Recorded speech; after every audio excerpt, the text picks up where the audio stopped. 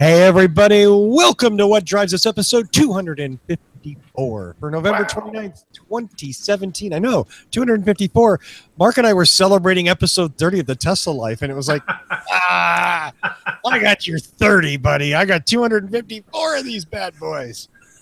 So, welcome to our show this week. We have a fun show, and of course, I have lots of help because by myself, well, let's be honest, none of you would watch, so... Let's introduce my comrades in crime here and get this thing rolling. The gentleman in the with the stylish headset, he is the founder, owner, and operator of Boulder Hybrids. You can find him at boulderhc.com. His name, as always, is Paul Guzik. Hey, folks out there in internet land, glad to be back. And I have a Mexican-style amber ale tonight called Burrito, B-E-R-I-T-O, I think. Hopefully it doesn't taste like a burrito, although that might not be a bad thing. Yeah, I mean, I've had worse than that. And a Mexican amber ale sounds delicious. Yeah, so well, cheers. Cheers to you, sir. Speaking of delicious, he is our man in the Midwest, my wingman on this show, and of course, everyone's favorite What Drives Us panelist, Mark Coughlin and Paul, because it just went, what? His name is Tony Schaefer. Yeah, I'm going, what? I'm trying to figure out where you're going with the delicious statement, personally, because I'm not sure, but spoiler alert, sexual harassment charges are about to drop. Yeah, that's the end thing now. Yes. See, you're not cool. Yeah, you got video evidence too. That's gonna be tough to beat. Yeah. It's your show. Good night. Thank you. No, that's it. To everybody. That's it? Yeah. Okay. So I just got a bottle of water tonight. Because coming off of the Thanksgiving long weekend and then starting this week, I kind of need to dry out a little. So just water tonight. Fair enough. Fair enough. Well, final, but by no means least, our man in the red Canadian sweater, Mr. Mark Coughlin. Hello, everybody. Welcome to the show, and got a full lineup tonight. So looking forward to the topics. We do have some news. Yeah. Maybe not quite as much as we rammed through on the Tesla show, but we got some stuff to talk about. First thing I want to talk about, if you look right down here. No, this way. That way. Yeah, there it is. Yeah, I want to show you some preview. These are not my photographs, and I credit to Toyota or to Lexus for providing them. But this will be the next review at youtube.com/whatdrivesus. And it is the Lexus LC500H hybrid. And as you can tell, it's a family kind of station wagon thing. Yeah, right. Lots of storage, lots of cup holders, sensible tires, Right. and Big overstuffed seats, I'm guessing. big. It's big. It's a bench seat. It's a back. And Manual transmission, 4 gears. 4 gears on the Yes. tree. 4 on the tree. And yeah, that's not me driving, but it will be. It will be. Woohoo! Took it out for a little spin, and it is. We've often on this show talked about the Prius killer. Yeah, this is the Prius killer. I mean, not that it outperforms Prius in any way, but wow! I mean, it's like no hybrid ever. Yeah. Let me share with you. The sticker on this one is $195. Excuse me, $100,000. Why didn't they just make it $99.99? Right. Yeah. Well, the base is like 92 on this one, and okay. You get like with the press cars, they often give you the special edition or something. So, yeah, so I'm excited. Did it sell for $100,000? No, it doesn't. It has it has all of the Toyota Safety Sense features, but it does not drive itself in any way, shape, or form. Nor can you pay an extra $3,000 to enable full auto drive mode. Thank you, Mark. I'm glad somebody Yeah. where that came from. So. That's all I got. And I'm not even going to start off the show. No rant this week, kids. Nothing but happiness and fun and exciting news. And me and Alexis, I'm going to go to Paul to start us off this week. So my first story this week is an interesting rumor. Mini, the little itty bitty city car based on the old British car, they are talking about going all EV in the next couple of years and getting rid of their gas cars. So it's actually not a bad thing, because as fun to drive as Minis are, they have a lot of technical problems. And ask anyone who owns one or anybody who works on them. They're kind of janky as far as how they're built, at least the gas ones. So the electric ones could be cool. Apparently sales have been hurting in the Mini line because they only really appeal to urban areas. It's not really a cross-country road trip car.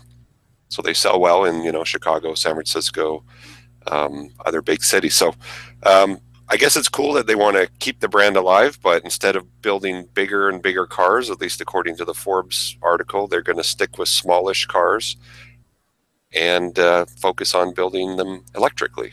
So let's see what happens. Paul, I love the idea that you're here and you are who you are. And the first thing that you point out is, Mini's reliability is pretty abysmal. And actually going full EV could help them. Well, yeah. And most EV owners will tell you their repair and maintenance headaches kind of go away with an EV compared to a gas car. Yeah. So, you don't have head gaskets blowing up, water pumps breaking, oil leaks, all that crap you have with an internal combustion engine. Absolutely. Well, and you put, a few hundred pounds of batteries in the bottom of that car and you give it really torquey electric motors. It's probably a blast. It's going to be fun. Yeah. I have to wonder, on a smaller footprint like the Mini, any idea, Paul, if you had to guess, given the size of the car, what kind of range would you be looking? I would imagine it's going to have to be, by the time it's released, 150 miles or better, just to compete with everything that's out there. And again, there's still people in San Francisco that commute down to Palo Alto and back every day. So you're going to need more than 100 miles sometimes in the year. So, I guess we'll see. But, stay tuned. We've got another story coming up about batteries a little later in the show. There we go. And I'm sorry. Go ahead, Tony. No, just agreeing. I'm just saying, we'll learn more about batteries. It's interesting. I mean, in a sense, there's a Mini because, as you say, they're mostly owned in urban environments because it's a smaller, nimble car. It certainly fits the EV use profile very, very well. Commuter car, urban getabout. Yep. Yeah. And they recently released a Mini with some EV range. Not a lot. It's a hybrid, but they started to go down that road a little bit. I'd look forward to an all electric Mini. Absolutely. And for those of you who are not aware, Mini is owned by BMW, who has already got some EVs in their portfolio. So and the Mini E was an early EV test car. Right. Yeah. Compliance car. Yeah. A compliance test. Yeah. Arguably, BMW's done okay producing a whole bunch of i3s. I mean, now there was a point brought up in the article, in the Forbes article.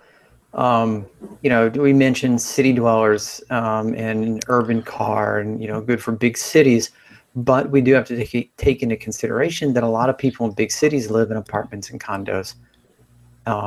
And park on the street. Exactly. And they park on the street. So it could be sort of a catch-22 kind of thing, that here we're making a car for city dwellers to just tool around the city and not go very far and whatever. But those same people might not have daily access to charge a car if the range isn't long enough, if they're depleting the range every day or two. But they might be able to plug in at their workplace, or if they live in a city like Vancouver, Canada, I believe there, any newish condo building with parking has to have 20% of the parking spaces wired for EV chargers. So, Yeah, that's it. I'm moving. yep. Well, from the previous show, Tony thinks Vancouver is in the United States. I didn't say that. Well, there is a Vancouver in the United States. Yeah, there is a Vancouver, Washington. And there's a Paris in Texas, but it's Right, not the right. same. I'm just pulling your leg, Tony. I I didn't know say you it know wasn't where it Canada. was. I said it was barely Canada. There's a difference. It's very subtle. The 2.5 million residents of Vancouver got quite upset with Tony. But Yes, the Twitter feed has been on fire. They're not inviting him to Thanksgiving next October. that's right.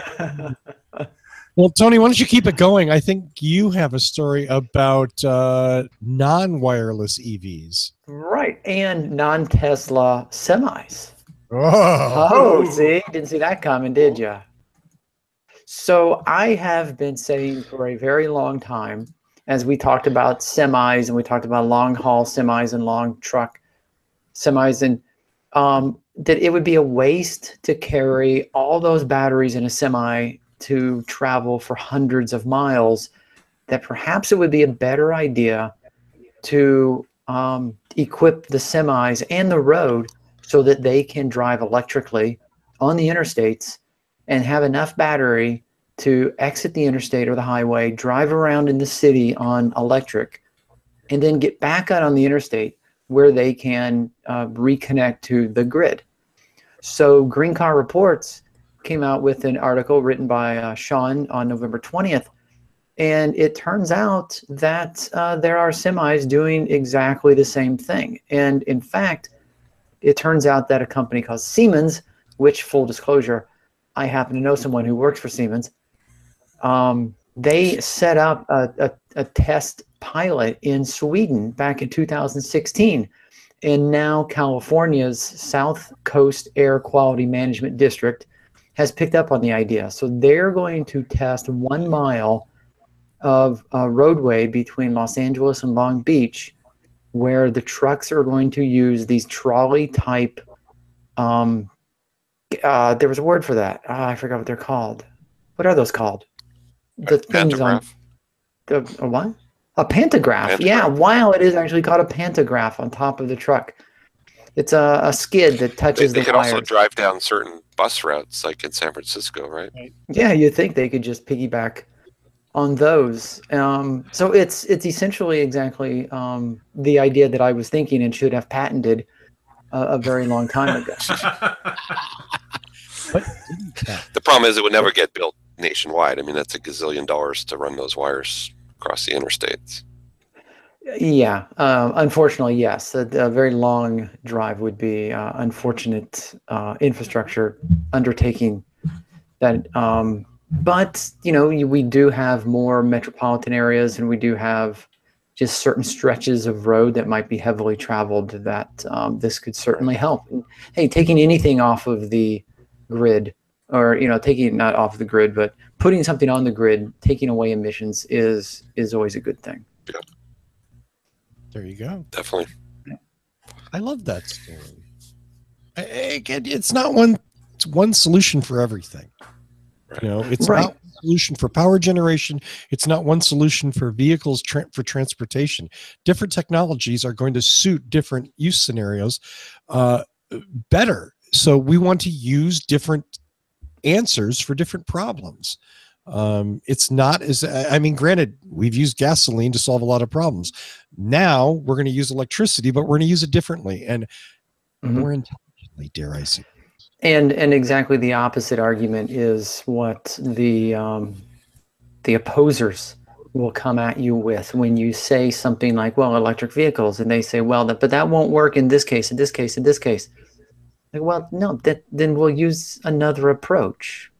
So to Russell, to your point, they try to argue that the silver bullet isn't going to work, and therefore we should abandon all advancements. Right. Yeah, the Koch brothers are like that. They just want to give up. Yeah. Well, no, they want you to give up. And natural gas. Yeah. That's it. Well, speaking of not giving up, our friends at Tesla have, as we have documented on this show, been going through, well, what Elon calls it, production hell, what every other car company calls making a car. We can, get into the whys and the wherefores, but that's not really what this story's about. Reuters, CNBC published a Reuters article actually early this morning. They did an interview with 9 current and former employees. And these employees, shall we say, dropped dime on Tesla. They said that quality checks routinely... They threw them under the bus or under the semi?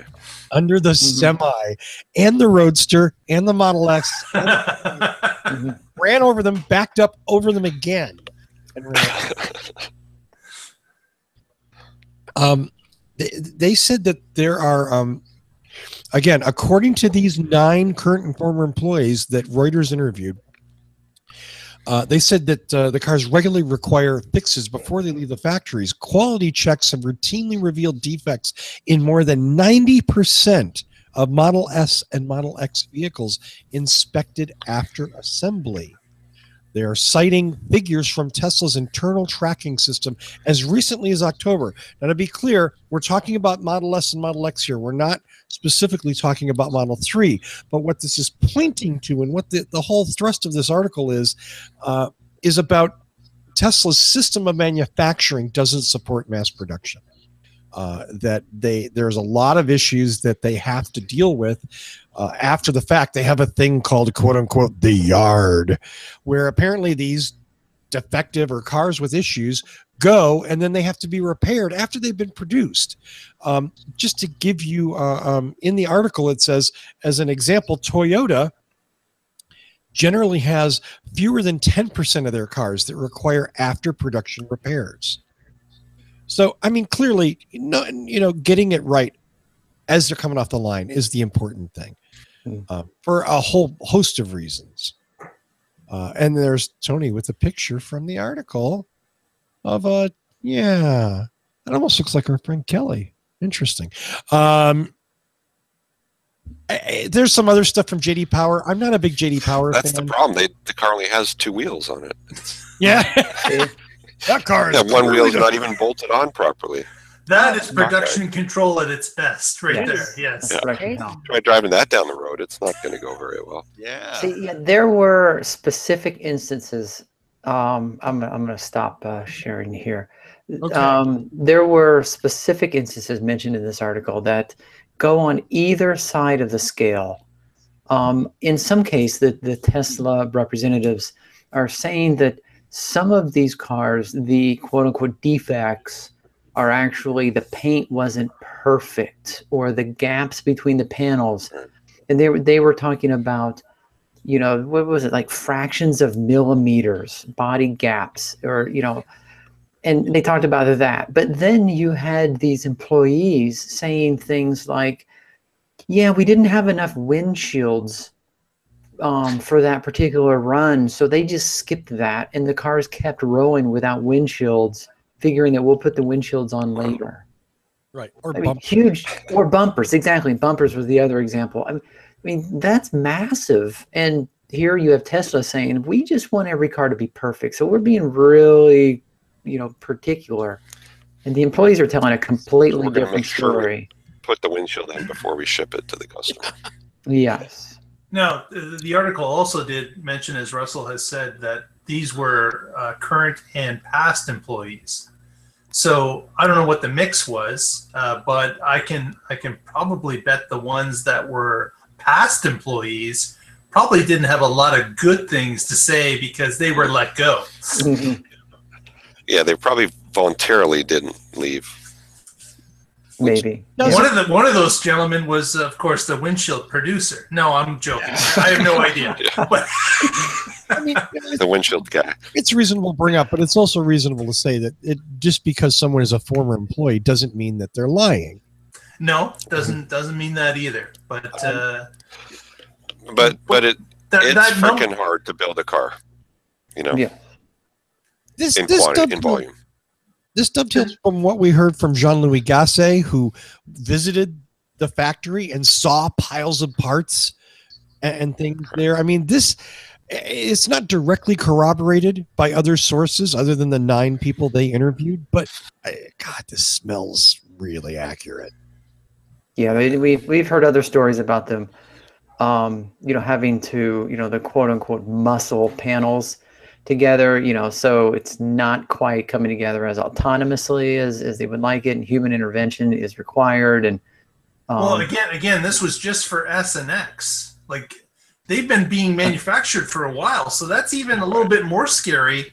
Right. That these cars have been being sold for a number of years, and they still, as of October, were facing some of these issues. And what's really scary is that they'd have the bugs worked out. Yeah, it's that 90% number is just that's a colossal number.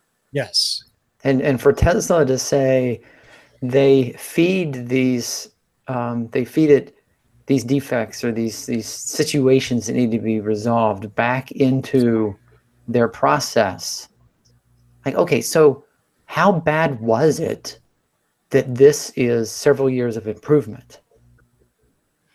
Yeah, what was it like at the beginning? Right. Yeah.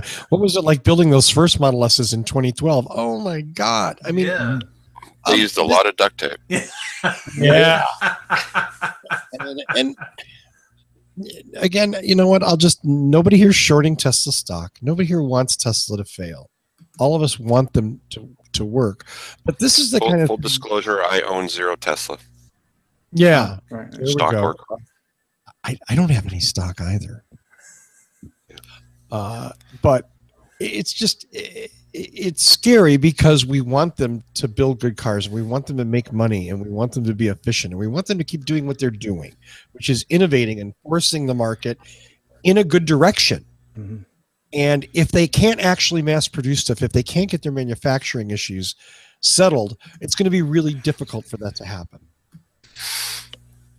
Absolutely. Right. Yeah. And yes, in order to reach the goal, is it 50,000? This outrageous, crazy high number that has been promised. If we're really looking at full autonomy, running at full capacity with 0 or very few defects. Yeah, absolutely no hiccups. And right now, it's becoming very clear that they're not even close to that. To Paul's point, on established vehicles. And that's the scary part. We want them get it together. Right. Tony, tell me who could eclipse Tesla as an EV power. Yes, in fact, and we've brought this up before. We've talked about this. This is not new information, but General Motors came out and Mary Barra, of course, the GM CEO, was speaking to some shareholders, and it was more than just pie in the sky. This is what GM's going to do, and we have all the stuff and we have all the technology, and GM's going to be awesome. Blah blah blah. She started getting down to the nitty gritty and giving details, which was very uncharacteristic, but very enlightening. And one of the things that she says that the GM is really pushing is the electric skateboard that regular listeners are familiar with, a platform, an established platform that can be used in a broad range of vehicles. Only minor modifications would be necessary, if at all, and then you could drop different chassis on top of it and basically make different vehicles based on the same platform. It makes manufacturing extremely efficient, and in the case of electric vehicles, it would allow them to produce battery packs, maybe off-site, have them shipped in. They would just need to be dropped in, bolted into the platform. Assembly would be hopefully a piece of cake. Now, another thing that she mentioned, and I'm going to do another screen share here, is she was talking about the cost of batteries and battery packs. And there is one thing that they made a deal in the article, the difference between batteries and battery packs. And of course, batteries are the individual batteries, but as we can see, batteries are put together in packs when they're installed, and the current cost you see here is $145 a kilowatt hour, and the new battery system, the GM is moving towards what they've predicted upcoming is to get it under $100 a kilowatt hour. Now, we've been hearing this for years, and everyone's talking about the price of batteries are going to drop, but GM is really, really pushing on this, and they, but that's again, huge because the battery cost. Sorry to interrupt, but that's huge because the battery cost is a huge chunk of the cost of the EV.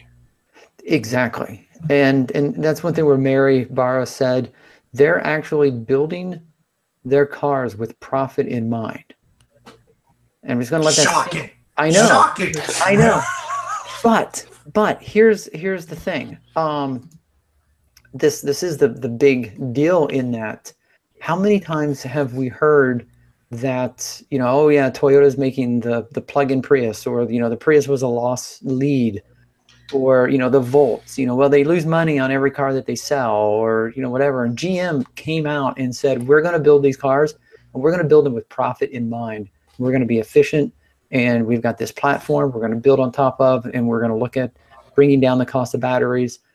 So again, this wasn't just a pie in the sky, rah, GM's great. This was nitty gritty details. And if they can stick to these projections, I honestly believe that GM just might be a Tesla killer. Because guess what GM knows how to do? Build lots and lots of cars. Yeah. And they've got a shit ton of dealers. All you got to do is ship them to the dealers. Is that a shit ton? Is that like a million, or is that that's a metric term? That's metric. Yeah. You know what? Yeah. I grew up in America. That whole standard time daylight savings, and that's why it's spelled NNE. NNE, exactly. Right. You know what? Coincidentally, I did today. Interestingly enough, as I was driving did I mention I'm driving a Lexus LC500? Yes, we've heard. Can I tell you that I went by a Chevrolet? And how much is that car worth? Oh, you don't want to know. You don't want to know. You went by or you went through? I stopped at a Chevrolet dealer. Interestingly enough, I stopped at 4 car dealers today. Not a single human talked to me at any of the car dealers. My God, did the robot talk nice to you though? I don't know. You want to know why car dealers suck? That's one reason. But anyway, I wanted to see what the new Volts look like. What the new Bolt. I saw they had a new Bolt on the lot in red, and I'd only seen it in that orange color. It's a really nice looking little car. It's a sexy little car. I mean, it's not a Model 3, okay, but it's a really nice looking little car. Yeah, I said that the first time I saw it. I came back from the Chicago. Yeah. Yes, I came back from the Chicago Auto Show, and I said, guys, that Bolt is a really great looking car. The red color was really nice, and yeah, there it was with a price sticker on a lot. I could have driven away, and it would have made that noise. Just like that. Free noises, thank you. But I so there it is again. There's somebody who's putting cars on their lots, even in Escondido, California, for $38,000 and like $895 or something. 238 miles, right? Something like that. Yep, 238 EPA miles. I'd be happy to own that car.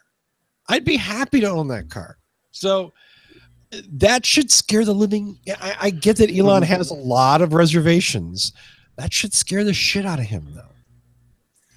One thing I wanted to add to Tony's article was that I think Chevy has been able, or talks this type of game, because they're already in their third iteration of modern EVs. They've already pushed it through a number of different drivetrains. They've gone a first and second generation Volt, and now there is a Bolt, and they've got these other ones that they're, in fact, the LA Auto Show starts, I believe, tomorrow. They're going to start unveiling some cars, and there is the possibility that another small SUV type vehicle or CUV type vehicle is going to be introduced by Chevy or GM as a whole at that show. So there's a good possibility that might happen, tomorrow, if not in January in Detroit. So I think they've got the experience in making these cars and putting battery packs together and understanding what drives them, what's real world mileage. And I think that they're going to do very well moving forward. Yeah. And they've got 100 years of car factory building to crank them out. Exactly. And all over the country. And they have current Chevy owners who might be going back to the dealership at some point to look at new cars. Right. There's a lot of people that like buying. Wow. What was that? It's just that the brand loyalty thing sometimes just wears on me. You know what I mean? Like I'm a Chevy guy. I'm a Ford guy. I'm a Subaru guy. You know what I mean? Like that. Yeah. There are good things in lots of different places. But at least it gives them a kick at the can first. If you get someone coming back to the dealership or they're going there for service, it's, hey, what is that car? That's an EV. That's awesome. Let me check it out. Right. Yeah. Right. Yeah, and that's something Chevy could do is start giving out Bolts as courtesy cars while your Malibu's in for service and get people excited about them. Did you say Malibu? Or whatever. I don't know. Malibu. What do Chevy people buy? Decide to pick up trucks. Right. Interestingly enough, the first two rows were all cruises on the street. Everything was a cruise and all its different configurations. And then because aren't cruises like $13.95 or something? What do you mean? Oh, like or 13,000. Yeah, like 14,000 or something. No idea. But there's a billion of them. So once you get past the two rows, the Cruise, and then the Camaros, then there's a few other things. But whatever. At least they had them on the lot. So, my friend John Volker at Green Car Reports last week wrote an article. And Betteridge's principle is, right, if there's a question mark in the title, the answer is always no. Well, this might be a case where Betteridge might be wrong. We'll see what the panel has to say. His question is, quote, will Toyota Prius Prime outsell Chevy Volt this year? Unquote. Well, the question is a good one because Prime's actually selling reasonably well, and obviously Volt's doing well, and there could be like a little sales contest there. We can argue the merits of each car. I'm sorry, go ahead. But the Prime I was just going to interrupt. The Prime is such a lower price point. And that's the real advantage. We're talking like $5,000 or $6,000 less. Yeah. Depending on the package, of course. I mean, right. the most expensive Prius is the Prius Advanced at almost $34,000, and the Premier Volt is $38,345. So right there's $5,000, whereas the Prime intro is just under $28,000, and the Volt LT is about $34,000. Yeah, so the $5,000 spread is between either the premium or the LT model. Either or, you're about $5,000 difference. No, I haven't driven the. Although you do get a higher federal rebate on the Volt. Yeah. You get the full 7,500 with the Volt, and the Prius it gives you what, a 4,500. Yeah. I haven't driven the Volt, but I know somebody who has. Yeah, that guy around. I have driven the Prime. They're both. I have it on the best. I'm sure that the Volt is a great car. I've driven the Gen 1 Volt. I haven't driven the Gen 2. I've driven the Gen 1 Volt, and yes, as a Prime owner and a previous Prius owner, I'd love the hell out of driving that car. It was great. My whole point here is it's nice that we have two competing products that are different. Yeah. And some people have a shortish commute, and the Prime is plenty good for them. Absolutely. And some people want the longer range of the Volt and don't want the shorter range of the Prime, aren't going to use it on longer trips. So they want a great, reliable commuter. And that's the Volt in spades. It is Get awesome. get this, guys. I went to a Toyota dealership here in Ontario to try out the Prime. I've been a Volt owner for a long time, and I wanted to see what the difference was. So I went to a local Toyota dealership here in KW, and I was told, guess what? They don't sell them in Ontario at all. They don't have any. They have zero. They don't sell them. They can't import them. They're all being just shipped to Quebec. There are no other Canadian provinces that are getting it, the Prime. And I was shocked. Wow. I was like, what? What are you? So I actually thought the dealership was lying to me. And I went to another dealership and I got told the exact same story. Wow. So, jeez. So now you know they're in cahoots. Yeah. But this is the same kind of shenanigans like in Colorado. The Prime is available in Colorado, but it's really not. Like there's none available, even though it is available. But in New Jersey, as we've talked about in the past, they're sitting there on the lots. Exactly. And smart buyers from Colorado are buying them in New Jersey. And after the discounted price in New Jersey and the rebates as a Colorado resident, they're paying about $16,000 for a brand new Prius Prime. So, jeez. but Toyota won't send, they trickle like 2 or 3 into Colorado each month. The only thing I would suggest that if people are looking at both of the cars, is you have to know your use of the car. You have to know how much you want to drive, or what's your typical commute, how far is it, and compare that to the basically $2,000 difference once you factor in the federal rebate or the tax incentive. So you just have to look at what's my drive, what's it going to be, how far is it, and then start lining up the EV range of both of those cars and trying to fit it into your life as to what fits best. And then, calculate that $2,000 into it and decide, do I want the longer range or do I want the $2,000 savings? And that would be my best advice to someone. And obviously drive both cars and see which you like, the controls and the feel and handling and all that. I gotta believe they're, okay, I haven't driven it, and Tony's driven both, Gen 1 and now, of course, the Prius Prime. But I gotta believe they're fairly competent. They're both fairly even in that way.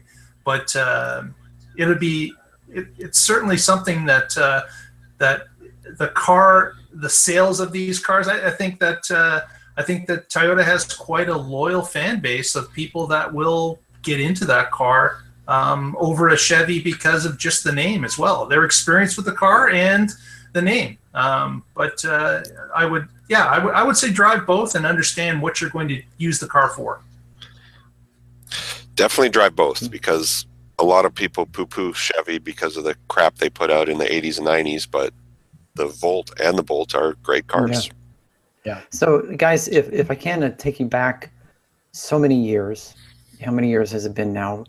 Remember back in the day when we just wished there were enough strong competitors that we could have an article like this? Right.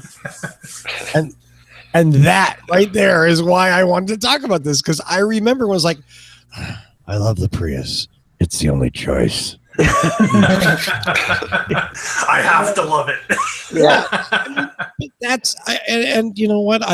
I've owned 3 of them. They were great cars. It's fantastic, and I love the Prime. But I'm so glad that Bolt is doing so well, and Bolt is doing well, and they're getting them out on car lots, even if in some states or some countries, maybe they're not getting them out there so well.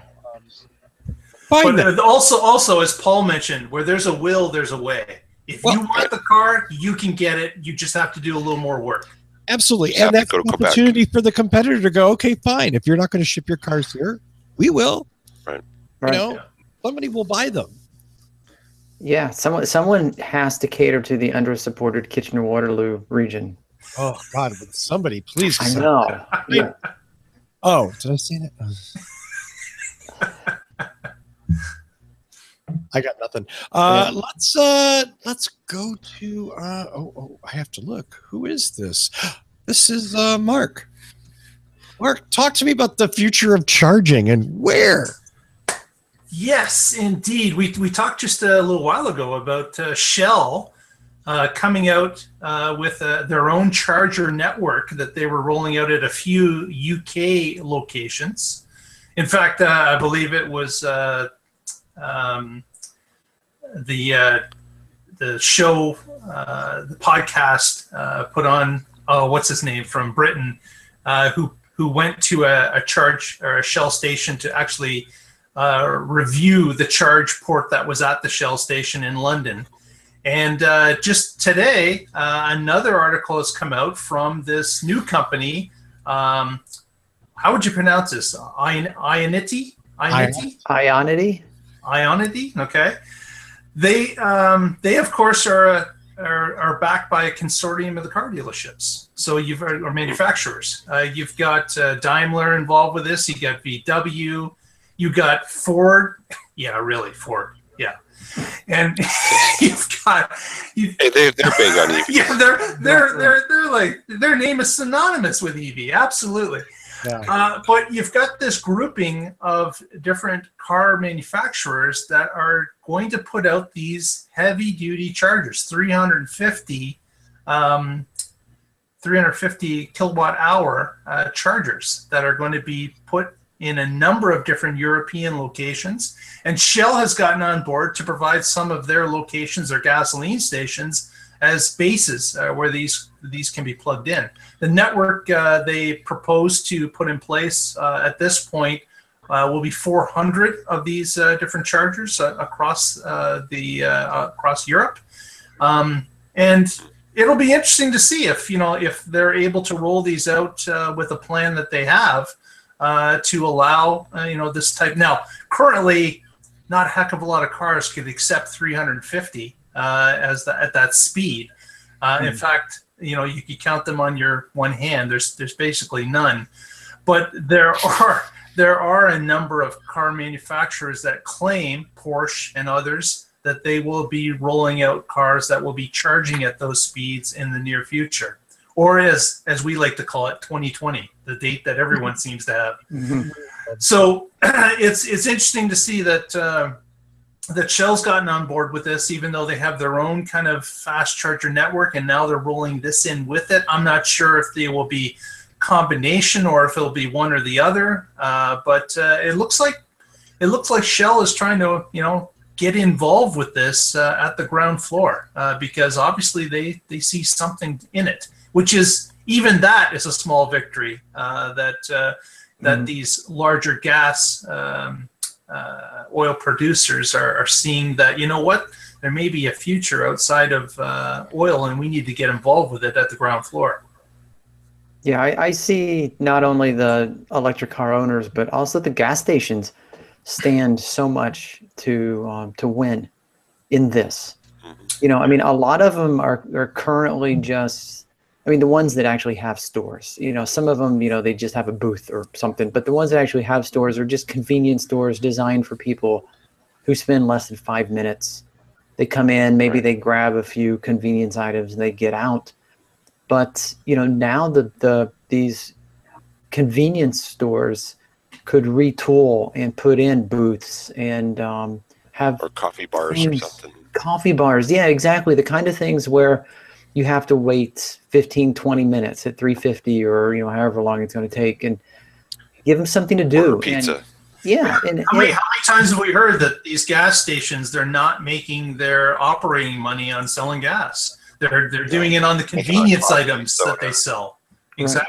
Right. Those great hot dogs they sell. Absolutely, yeah. Yes. The gourmet pizza slices. Absolutely. Yeah. So it's certainly a win-win if they could get their customers to hang around for 15 or 20 minutes. Absolutely. It would make even more sense for existing restaurants to install things like this. The kind of destinations anyway, a Dairy Queen or where it's like, hey kids, you want to grab ice cream? I need to charge my car. Yeah. Right. And again, places where you spend time, whether it's the mall or the library, or there are certainly good locations for this stuff. So we'll see if this network rolls out according to plan. Actually, VW is involved as part of, I believe, as part of their settlement. But so they might have their arm around the back saying, "Yeah, we're happily doing this, even though we're mandated to do it." Yeah, thank you, Volkswagen, for doing your legally mandated duty. Exactly. But we're quite happy to do it. Is what they'll say. We're quite happy to comply with We're quite happy to comply with the law in this case. Yes. So it'll be interesting to see if they start to roll out in numbers, as they have mentioned in this article. Yeah. In 2020. 2020. Well, speaking of coming in the future and electricity, I think Paul has a story about somebody else working on batteries. Yeah, so this story is about a link from electrek.co. They have some cool EV stories from time to time. But the story is basically BMW is investing $240 million to bring electric car range to 430 miles with their new battery cell center, which I guess is kind of like a gigafactory, but way smaller. So maybe we'll call it the micro factory. But it's cool that BMW, and as we mentioned earlier in the show, BMW owns Mini, and reading through the article, guess what? The first car that will get this newfangled BMW battery will be the new Mini in 2019, probably. And their target is 430 miles. And for Mark, what is that? 700 kilometers. So that's nice one, Paul. For a battery. Yeah. And that's going to kill all the naysayers about, I wouldn't buy an EV, it can't go far enough. I mean, most cars can't go 430 miles on a single charge or single fueling. So it's pretty cool that they're taking this seriously. Unfortunately, the plant that they're showing is a rendering, SolidWorks or Photoshop or something, so it's not quite real yet. Did it have an FF on the roof? Yeah, it's FF on the roof, and there's a couple of Bobcats out in the parking lot. But you know, BMW is a real company, and they have real money, and they do R&D, and it's just showing you that everybody is jumping on the EV bandwagon and taking it seriously. And you know, if BMW can come out with a battery technology that's better, faster, cheaper than GM or Tesla or whoever, maybe they'll make some traction in this market. So let's keep our fingers crossed for BMW and Mini. More power to them. Yay! Yep. Ooh, that was a joke. Works. Better be. Power, battery, yeah. Power. And the plan is like near Munich, for those who are wondering. German battery. What is that goo he's putting on top of the battery packs? I think it's icing. I think that's actually a battery shaped. Yeah, it makes them taste better. That's a cake. Yes. It's a battery cake. Come on. That's a battery cake for the opening. Yes. Yeah. Yes. Yeah. It's icing. Ooh. Really, that's all you had to say to just totally get me off a topic. So, well, my last story for the night is about something that has really been the long-range goal. We haven't really seen serious efforts, and a lot of it is just because the density of storage and where in batteries and where electric motors are at. Airbus is partnering with Rolls-Royce. Thank you, Tony. To build a hybrid electric plane. Now, it's not Electrek here is our source, and they call it an electric airplane, and I guess it is, but it has a 2 megawatt gas turbine generator, and that's what drives the electric turbofan motors on the wings. So it's still burning stuff. And, you know, again, you've got to take steps in these things.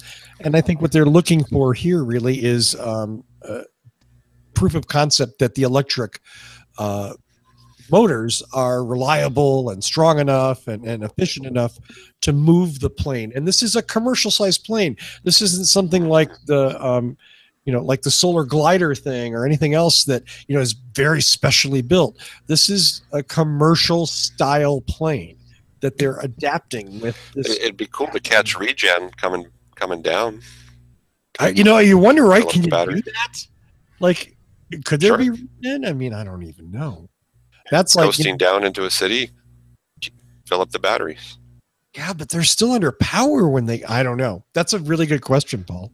Like, is that or is that a way to break it even, right? Like, do they regen like crazy on landing? Yeah, and use less flaps or something. Yeah. And less real brakes. Things. And the other thing that I thought of is this is a perfect application for fuel cells. Perfect. Okay. Yes, hydrogen's still a problem, but it burns cleanly, and these things always land at the same place. I keep trying to think of what was the last time somebody made an airship with hydrogen. With hydrogen, yeah, it didn't work. Oh, that's it, Tony. You had to Hindenburg me. It works so well. I know, and I thought of that, and I just went, but still, this is we're not.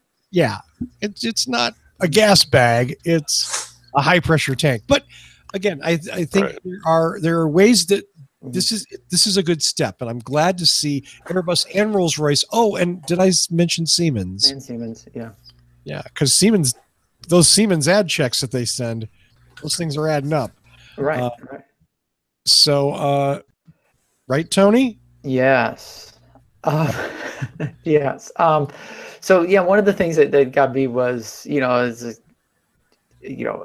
we're putting batteries to power these 2 megawatt motors. Oh, and by the way, you no longer get to check a bag.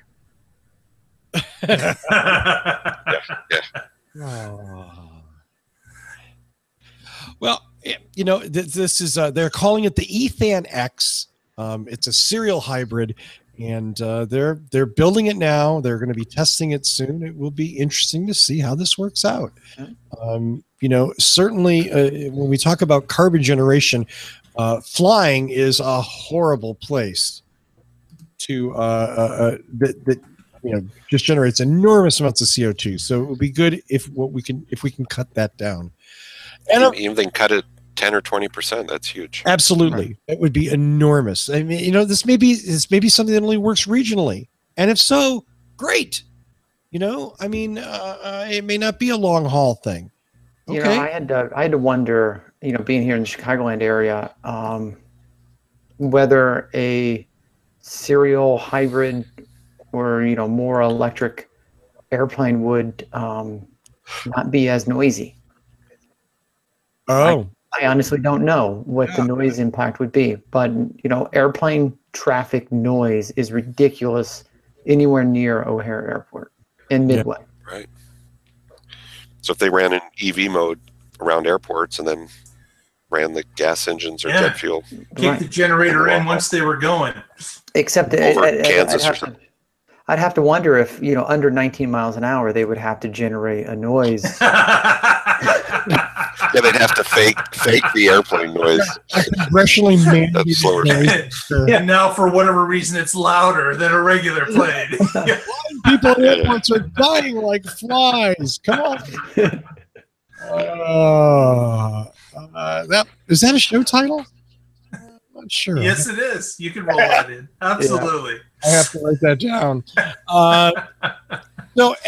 And as usual, our friend Mark Coughlin has one more thing. Just wanted to give a quick shout out to a company in Quebec called Cascades. And what they do is they produce and sell packaging and tissue products that are mainly composed of recycled fibers. Why I wanted to give a shout out to them was that as of now, they're offering everyone in their Kingsley Falls, Quebec factory a $2,000 incentive if they buy an electric car. Wow. So along with the Quebec provincial rebate, they are offering each and every employee $2,000 if they purchase any electric car within the next fiscal year. And on top of that, they already have 8 level 2 chargers at the plant. They're adding another 22 of them, and they're actually adding a level 3 fast charger as well.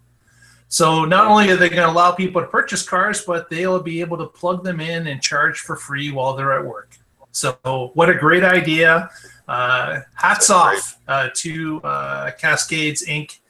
From Kinsley Falls, Quebec. Yay! And do they give their employees free poutine as well? Free poutine, as much as you can eat. Absolutely. No, you don't get free poutine. Hey, you could you could get charged for that. How long would most humans be able to stay alive in a place where you got free poutine? Not very long. Yeah, well, I'm guessing my life expectancy would drop. Your heart would explode. Yeah, exactly. Exactly. Sir, you don't have blood, you have gravy in your veins. Yes, exactly. And cheese curds. That's really cool, though, Mark, that a company is getting on board with getting their employees to do EVs. Yep. So that's very cool. There you go. Hopefully bigger companies will follow suit. Absolutely. Absolutely. Let's do some shout outs and go home, gentlemen. Tony, are you ready? Yeah, well, I got a few things here. First of all, as usual, I want to give a shout out to everyone in the chat room. And right now it looks like it's Gray and Eric and Curtis. They've been very prolific tonight. I opened up the chat expecting to see a few things, and there's like novels these guys are writing to each other, which is awesome. We love the interaction. Also, I want to let everyone know down here, you can find us at facebook.com/whatdrivesus. And if you do use Flipboard for your news aggregator like I do, make sure and look for the What Drives Us Flipboard magazine. Be sure to subscribe. It's where I post things that I'm interested in. I try to throw the articles we talk about. Philip Barclay also post some articles up there. It's a lot of good stuff about a lot of the stuff that we talk about. There you go. Well, thank you, Tony. Mr. Guzik. Just going to plug my business again. Boulder Hybrids, our website's boulderhc.com. If you're anywhere in the Boulder, Denver, Colorado area, or anywhere you can drive to hear from, we can fix your hybrid or EV. Had a young lady today passing through from Florida to Washington State, had an issue with her Prius, and she stopped in, and we got her back on the road. So stop on in. Awesome. Did you hear about it, you from the show? I don't think she was listening to What Drives Us podcast. I've been telling them they have to say. But she has Google. She has Google. Yeah. Okay. Well, yes. If you come to my shop and say you heard about the shop on this show, I will give you something. Oh, something. There you go. Something. A little prize. Little prize. Okay. Is it a burrito? Could be a burrito. So how was it? And did we get the final verdict? Yeah, how was the burrito? Did it taste like a burrito? It was okay. It was, I don't think I'd run out and buy it again, but customers left it here for us, so that was nice. Free beer is good beer. Absolutely. Yeah. Let's see, who am I missing? Mark? Hello. Yes. Thanks for watching the show today. And if you would like to keep up date with us, please follow our Twitter feed at What Drives Us. Strangely enough, same name. And you can find us there at any point and follow the stories that we're posting there as well. And we look forward to seeing you all next week. We do. Yeah. No, really, we do. Yeah, it's always fun. So I found out that Lee and JT were stalking. What is it? They were lurking the chat. So I forgot to give them a shout out. Oh, right on. Well, thank you, Tony. As always, I want to thank Michael Mannering for our theme music. Visit him at manthing.com. You can visit us, as Tony said, at facebook.com/whatdrivesus. As Mark told you, at Twitter, we're at What Drives Us. Of course, one of my favorite places is, and I beg you, please, go to youtube.com/whatdrivesus. Subscribe there. You automatically get notified when we do a show or when I post a new review, like the Lexus LC 500H. Ooh.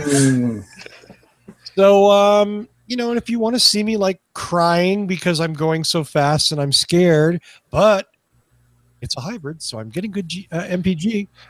And it's a loaner. Are you going to take a shot of you going through the In-N-Out drive-through? I haven't, but I can. Yeah, sure, absolutely. I'll shoot that. Yep. I mean, I don't know if you're allowed to put In-N-Out in a Lexus, but I'm going to find out. I am definitely going to find out. Thank you for challenging me on that, Paul. I appreciate it. And as always, thanks to all of you who watch and listen.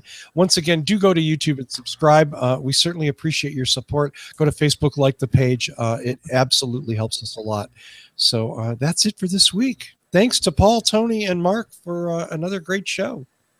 Thanks, guys. Thank you. 254 is See you next time. man, baby. Hey, tune in next week and find out what drives us. Up. Well, there you go. Sometimes you hit the wrong button. But it's music. Cue the music. Have a good week. See ya. Maybe I shouldn't do that.